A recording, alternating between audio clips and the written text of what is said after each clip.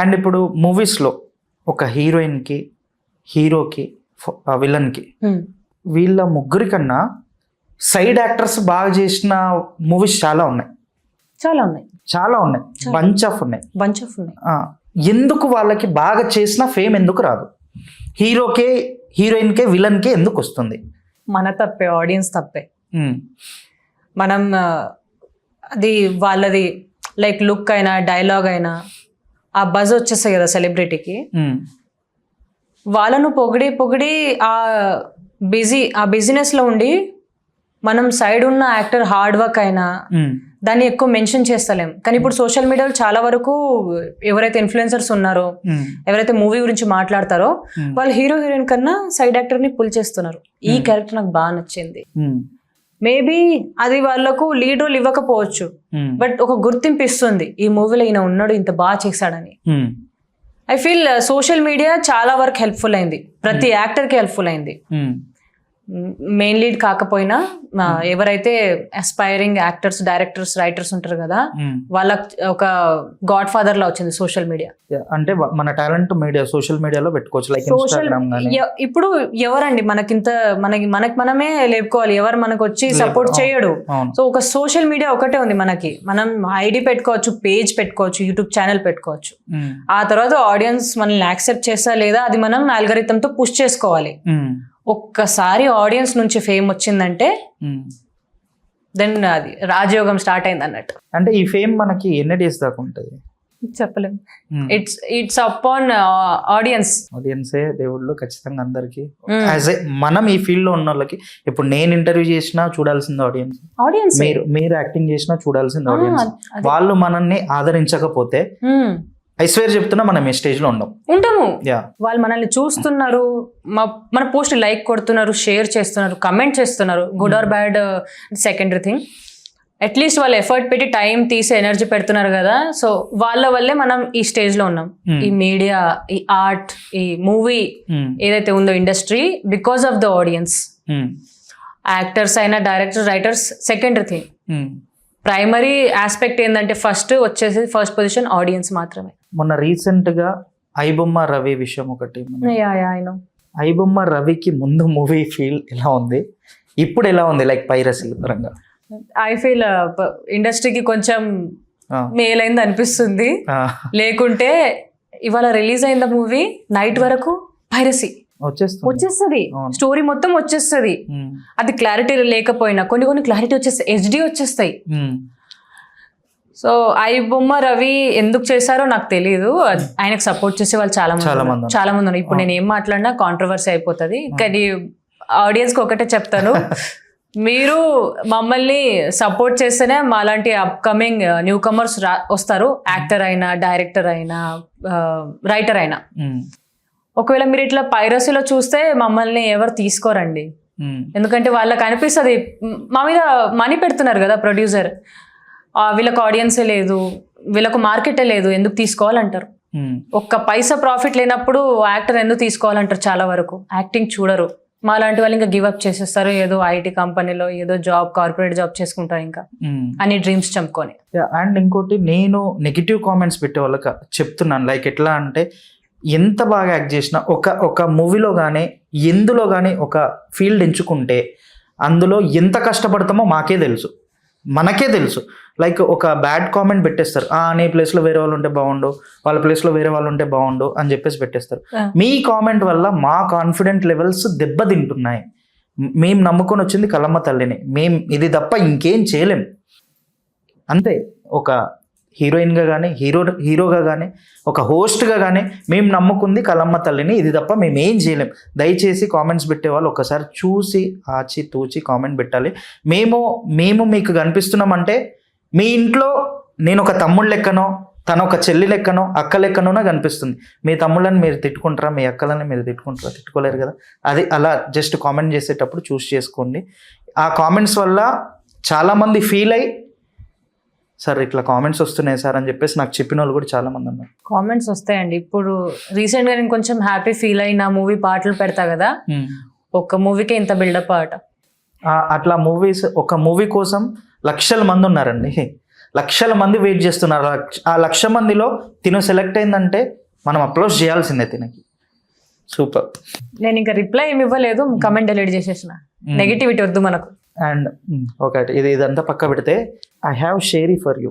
Oh what is that? Puja. Yeah. పూజ కోసం పువ్వు, దేవుడు పూజ కోసం, కానీ ఆ పూజ కాస్త నువ్వైను. పూజ కోసం పువ్వు, నా కోసం నువ్వు.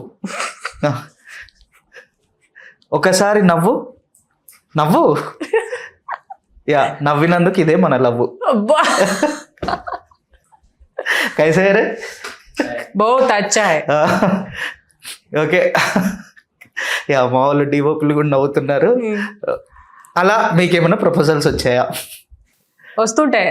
క్రేజీ చెప్పాలా, మనం ఎప్పుడన్నా మన ఇన్స్టాగ్రామ్ అకౌంట్ కింద జీమెయిల్ పెడతాం కదా, అంటే డైరెక్ట్ గా ఎవరు కాంటాక్ట్ అవ్వకపోతే జీమెయిల్ కి మెయిల్ పెడతారు, ఇట్లా కాస్టింగ్ కాల్ ఉంది, నేను డైరెక్టర్ నేను రైటర్ అని.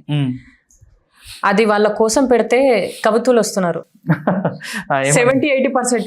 నేను ఏదైనా మనం ఎట్లా అంటే న్యూ కమర్స్ కదా, మెయిల్ వచ్చిందంటే కాస్టింగ్ కాల్ అంటే 20 లైన్స్ తెలుగులో, ఏంద్రా ఇది అని అంటే లెన్స్ లో, అది గూగుల్ లెన్స్ లో పోయి చూస్తే ఓడియమ్మ కవితం రాసి. నా ఎక్సైట్మెంట్ ఎట్లా అంటే నాకు ఆడిషన్ రావచ్చేమో, రోల్ కోసం అడుగుతున్నారేమో అని నేను, ఇక్కడేమో లవర్స్ ఉన్నారు అందరూ. ఓకే. అండ్ మిమ్మల్ని ఆ మూవీలో చూసిన తర్వాత, ఇక్కడ చూసిన తర్వాత ఒకటైతే అనిపిస్తుంది, యునో 7 వండర్స్. ఆ 7 వండర్స్ ని ఏడిపించడానికే పుట్టినట్టు పుట్టావు. Thank you. వాళ్ళు ఒకవేళ వాళ్ళకి ఆ 7 వండర్స్ కి కంటి చూపు ఉండి మిమ్మల్ని చూస్తే కుళ్ళుకుంటారు, అంటే ఏడ్చుకుంటారు, అమ్మా మనకి మించిన వండర్ ఉందా అని. యా, కమెంట్ లో నాకేమన్నారు తెలుసా, మూవీలో చూసి, మూవీలో దేవి క్యారెక్టర్ చూసి ఇప్పుడు ప్రమోషన్స్ లో చూస్తే కేజీఎఫ్ లో ఏదో డైలాగ్ ఉందట, ఏంటి, బంగారపు హుండిని చిల్లర వేయడానికి పెట్టారట. ఏంటి డైలాగ్ అది? బంగారపు హుండిని చిల్లర వేయడానికి యూజ్ చేస్తున్నారు అన్నారు. అలానే అన్నారు. ఆ అమ్మాయి చూడడానికి ఎట్లుంది, ఎట్లా పెట్టారు ఆ క్యారెక్టర్ ని అని.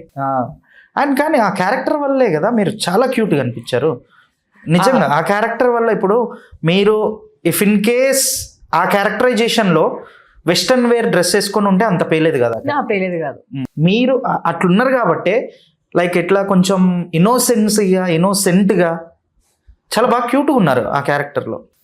You should thank costume designer Nandana Gayathri. తనే లంగా జాకెట్ అయినా, హెయిర్ అయినా, ఇయర్ రింగ్స్ ఎట్లా ఉండాలి, బొట్టు చూసుకున్నారు ఆయన, చూసుకున్నారు. ఓకే, తను ఓకే. మీరు అంటే ఆ కాస్ట్యూమ్ వల్ల మీకు పేరు వచ్చిందబ్బా, కాస్ట్యూమ్ డిజైనర్. థ్యాంక్ యూ అండి నందన. అండ్ ఇంకోటి, స్టోరీ పరంగా మీ క్యారెక్టరైజేషన్ పరంగా మీరు 110% ఇచ్చేసారు. నేను ఇచ్చేసానండి, 110% ఇచ్చేసారు. లైక్ ఏది కాదనకుండా ఇచ్చేసారనే భావిస్తున్నాను నేను. అంటే ఇంకా మీరు చేసిన షార్ట్స్ ఏమన్నా పడకుండా ఉన్నాయా? ఉన్నాయండి, కట్ అయినాయి. నేను మూవీ చూసినప్పుడు అనుకున్నా, ఇది తీసేశారు. డైరెక్టర్కి అడిగితే లాగ్ అవుతుంది పూజ, ఆల్రెడీ మనం ఆడియన్స్ ని కూర్చోపెట్టాలి థియేటర్లో, ఇంకెక్కువ పెడితే అంటే అవి కామెడీ సీన్స్ కదా బాగుంటాయి అని అంటే, మూవీ షూట్ అయ్యే వరకు ఒకటి, ఎడిట్లో కూర్చున్నాక ఒకటి, ఫైనల్ డ్రాఫ్ట్ వచ్చి అది డిఏ అయ్యే వరకు ఒకటి ఉంటుంది. సో ఇంత ప్రాసెస్ లో ఫిల్టరైజేషన్ అవుతుంది, సీన్స్ కట్ అవుతాయి అని అన్నారు. ఇప్పుడు ఎండింగ్ సీన్ కూడా హీరో హీరోయిన్ అలా లేదు, వాళ్ళు పెట్టారు అంతవరకే. ఫ్యామిలీది ఉంది, ఫ్యామిలీ కన్వర్జేషన్ ఉంది, మామ వస్తాడు, సాయి అన్న, అంతా చాలా బాగుండే. ఎండింగ్ వరకు మేము అందరం ఉంటాం. కాకపోతే మేబీ ఆడియన్స్ కూర్చోరేమో, they were scared, little bit scared అనకుండా ఆడియన్స్ కి కూర్చోపెట్టాలి, లాగ్ ఉండొద్దు అని. ఆ scared word is wrong. Audience కోసం వాళ్ళు ఇది త్యాగం చేశారు. మా సీన్స్ అన్ని కొంచెం తీసేశారు, మీకోసమే చేశారండి, మీరు చూడాలని చేశారు. చూసారు అప్పుడే ఈ కొంచెం, ఐ మీన్ మీరున్న ఏదైతే తీసేసిన సీన్స్ కొంచెమే ఉన్నా అని మీరు ఫీల్ అవుతున్నారో అందులోనే మీరు మాకు చాలా కనిపించారండి. నిజంగా మీరు మాకు చాలా కనిపించారు. అండ్ మీరు ఈ క్యారెక్టర్కి ఒప్పుకొని ఆ క్యారెక్టరైజేషన్కి 110% ఇచ్చేశారు. All the very best. మీరు Thank ఇలాంటి you. క్యారెక్టర్స్ చాలా చేయాలని చెప్పేసి హార్ట్ఫుల్గా కోరుకుంటున్నాను, నా నుంచి అండ్ మా టీవీ ఛానల్ నుంచి అండ్ మా ఆడియన్స్ నుంచి కోరుకుంటున్నాను. అండ్ ఇప్పుడు పూజ ఏమైదామని వచ్చింది? లైక్ హీరోయిన్ ఫ్రెండ్ రోలా, లేదు నాకు నేను స్క్రీన్లో కనిపిస్తే చాలా? నాకు యాక్టింగ్ చేయడమే తెలుసండి. నాకు పెద్దగా నేనేం గోల్ పెట్టుకోలేదు. బట్ ఇప్పుడు వరకు చేసిన షార్ట్ ఫిల్మ్స్ అయిన వెబ్ సిరీస్ లో లీడ్ రోలే చేశాను. మూవీకి వచ్చేసరికి this is my first time friend role చేయడం. ఒక క్యారెక్టర్ ఆర్టిస్ట్ గా చేయాలని ఉంది ఫస్ట్. ఆ తర్వాత maybe some producer or director feels like ఈ అమ్మాయిలో ఉంది, కళ ఉంది, స్కిల్స్ ఉన్నాయంటే మేబీ లీడ్ రోల్ గా తీసుకోవచ్చు. ఫీమేల్ ఓరియంటెడ్ అయినా, historical type, ancient, crime, thriller, suspense ఇలాంటివి ఏమైనా ఉంటే I really want do it as a lead. And ఒకవేళ విలన్ క్యారెక్టర్ అయిన దాంట్లో లైక్ స్టార్టింగ్ నుంచి విలన్ లా కనిపించదు, ఎండింగ్ లో కనిపిస్తుంది, ఇన్నోసెన్స్ గా ఉంటది, పక్క నుండి పొడుస్తూ ఉంటది ఆ క్యారెక్టర్ అయినా.